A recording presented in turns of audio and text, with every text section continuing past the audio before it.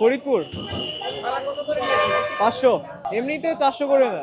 প্রতিবাদ করেছেন আগের বারে অনেকবার করা হয়েছে, বাট আসলে একটা জেলায় যখন হচ্ছে আপনার একটাই ট্রান্সপোর্টেশন সার্ভিস, তখন সেখানে আর কিছু বলার থাকে না। যেখানে সরকারি একটা হচ্ছে আপনার প্রতিষ্ঠান আছে বিআরটিসি, যেটাও এখন পর্যন্ত কিছু করতে পারে নাই, তখন এরা যা ভাড়া দেবে 600 করলে 600, 700 করলে 700। আমি ঝিনাইদহ শৈলকুপায় যাব। ভাড়া কত করে নিয়েছে? 800 টাকা। এমনিতে যান কত করে? 650। বেশি নিলে কত টাকা? 150 টাকা। করোনা বা যে কোনো ভাইরাসের এগেনস্টে ফাইট মানি ব্যাকট্রলের লেফট রাইট। কেন বেশি নিয়েছে? এটা তো বলতে পারি না এখন। ঈদ যাত্রায় এখন বাসায় যাইতে হবে, স্বজনদের সাথে ঈদ করতে হবে, সেক্ষেত্রে বাধ্যতামূলক আমাকে তো টিকিট কাটা লাগছে। কিন্তু ওদিকে তো আমাদের সড়ক ও সেতু পরিবহন মন্ত্রী তো বলছে যে না, কোথাও থেকে আমাদের এই টিকিট বেশি দাম নেওয়া হচ্ছে না, সর্বক্ষণিক তদারকি চলছে। আসলে সব মিথ্যা কথা এবং ভাওতাবাজি। ফিল্ডে প্রুফ নাই, ফিল্ডে তার প্রুফ নাই। শুধু ওই আপনার এরকম মনে করেন যে আপনি যেমন আমাকে ধরছেন, ওরকম তাদের সামনে ধরলেও ওই একই, এইটাই। শুধু ওই আপনার অনলাইনে আছে, অফলাইনে এগুলো কোনো প্রুফ নাই। প্রতারণা করছে কি আসলে সরকার? বুঝি নাই। সরকার কি জনগণের সঙ্গে প্রতারণা করছে বলে মনে করেন? আমি এটা মনে করি না একেবারে, কারণ নিউ মাত্র তারা আসছে, অবশ্যই তাদের সুযোগ দেওয়া উচিত বলে আমি মনে করি।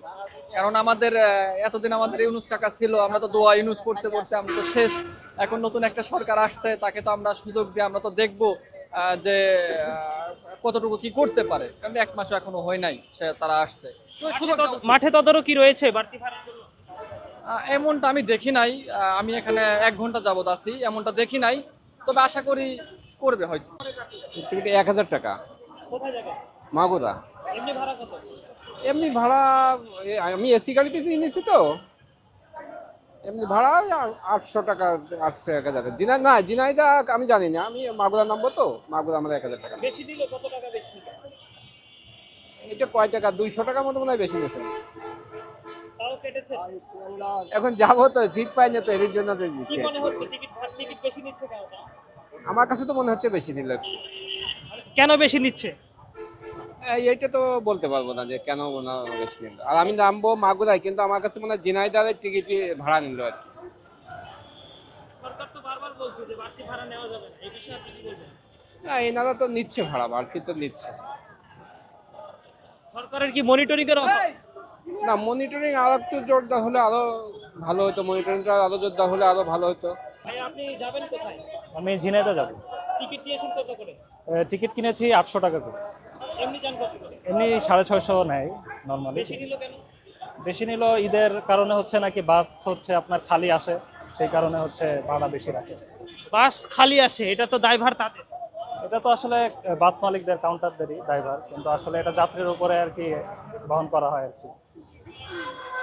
আপনি কি প্রতিবাদ করেছিলেন কি বাড়তি ভাড়া কেন নিচ্ছে? এটা জিজ্ঞেস করছিলাম, তো জিজ্ঞেস করলে তারা নর্মালি একই কথাই বলে। তো এখন এটা আসলে আমরা বললে তো লাভ হবে না, এখন ঊর্ধ্বতন কর্তৃপক্ষ ওনারা যদি ব্যবস্থা নেয় তাহলে। সরকারের তদারকির অভাব দেখছেন কি? আছে, মানে সব তো তারা হচ্ছে নিয়ন্ত্রণ করতে পারতেছে না। তো আমার মনে হয় তাদের চেষ্টা আছে, কিন্তু লোকবল বা এগুলোর কারণে হয়তো বা তারা সেরকম করতে পারে না। ম্যাজিস্ট্রেট এসেছিল বললেন না? জি, কিছুক্ষণ আগে এসেছিল। ওনারা হচ্ছে ভাড়া বেশি নেওয়ার কারণে পরবর্তীতে জরিমানা করছেন। এটা একটা ভালো দিক, আশা করি এরকম চলতে থাকে। আপনার কি মনে হয় জরিমানা করার পরেও থেমে যাবে বাড়তি ভাড়া নেওয়া? মনে হয় না থামবে, তবে মানে নেওয়া শুরু হচ্ছে, মানে জরিমানা করতেছে, এটা একটা ভালো দিক আর কি।